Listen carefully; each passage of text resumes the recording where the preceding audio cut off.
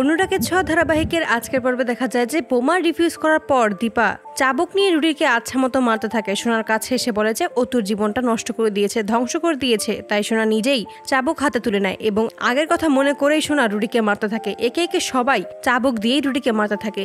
রুডিকে তখন দীপা জিজ্ঞেস করে কুন্তলা কোথায় আছে। রুডি তখন বলে দেয় গোডাউনে আছে। পুলিশ তখনই রুডিকে ধরে নিয়ে গোডাউনের উদ্দেশ্যে চলে যায়। কুন্তলা অপেক্ষা করতে থাকে রুডির আশায়। রুডি সেখানে আসলে কুন্তলা বলে যে কি হয়েছে তোমার, কিন্তু রুডি কোনো উত্তর দেয় না। অবাক করে বলে যে আপনারা সবাই এখানে আসুন। সেনগুপ্ত পরিবারের সকলকে যখন নিজের চোখের সামনে দেখতে পায় তখন অবাক হয়ে যায় কুন্তলা। রুডি তখন বলে যে এই মহিলাই আমাকে ফাঁসিয়েছে, ওনার সমস্ত কথা শুনেই আমি এমনটা করেছি। উনি আমার মনের ভিতরে হিংসা জাগিয়ে দিয়েছে, আগুন জ্বালিয়ে দিয়েছিল।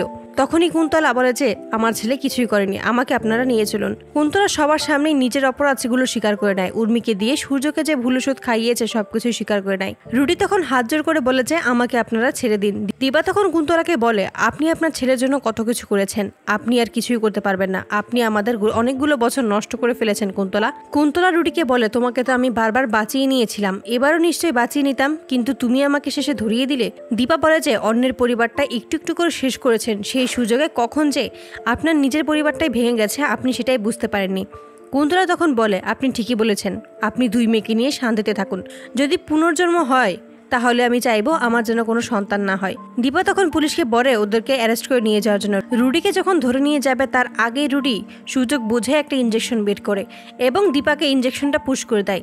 আর পাগলের মতো চিৎকার করে বলতে থাকে যে আপনার জীবনেও আর শান্তি আসবে না, আপনিও শেষ অবধি শান্তি দেখে যেতে পারবেন না। এই বলে হাসতে থাকে। দীপা তখন মাটিতে লুটিয়ে পড়ে। ঠিক তারপরেই রূপাও সেখানে জ্ঞান হারিয়ে পড়ে যায়। দীপা ও রূপাকে হসপিটালে নিয়ে আসে সকলেই। দীপাকে অ্যান্টিডোট দেওয়া হয় এমনটাই সূর্যকে জানানো হয়। অপরদিকে রূপার চেক আপ করানো হয়। সূর্য সকলের সামনে আসলেই সবাই দীপার কথা জিজ্ঞেস করে। সূর্য তখন বলে দেয় যে দীপা এখন বিপদমুক্ত আছে। অপরদিকে দীপা ডক্টরকে বলে যে আমার মেয়ের কাছে আমাকে একবার নিয়ে যাবেন। এতে করে ডাক্তার রাজি হয়ে যায়। দীপা তখন হুইল চেয়ারে বসে সকলের সামনে আসে। ডাক্তার তখন বেরিয়ে আসে রূপার চেক আপ করানোর পর। তখন সবাই রূপার কথা জিজ্ঞেস করলে ডাক্তার বলে যে উনি এখন ভালো আছে। সূর্য তখন বলে আমাকে একবার যেতে দিন, আমিও একজন ডাক্তার। তখন সেই ডাক্তার বলে যে আপনি সেখানে গিয়ে কিছুই করতে পারবেন না। দীপা তখন বলে ওঠে আপনি পারবেন তো ডাক্তার? তখন সেই ডাক্তার বলে যে হ্যাঁ আমি পারবো। এতে করে দীপা বুঝে যায় সবকিছু। দীপা তখন হাসতে থাকে। তখন সবাই বলে যে তোমার কি হয়েছে, তুমি কি পাগল হয়ে গেছো? ঠিক সেই মুহূর্তে কৃষ্ণ বলেছে আমার ওয়াইফ ঠিক আছে তো? তখনই দীপা বলে যে কৃষ্ণ আমি যদি ভুল না করি তাহলে তুমি বাবা হচ্ছ। এতে করে সবাই খুব খুশি হয়ে যায়। এত কষ্টের মাঝেও সকলের মুখে হাসি ফুটে ওঠে।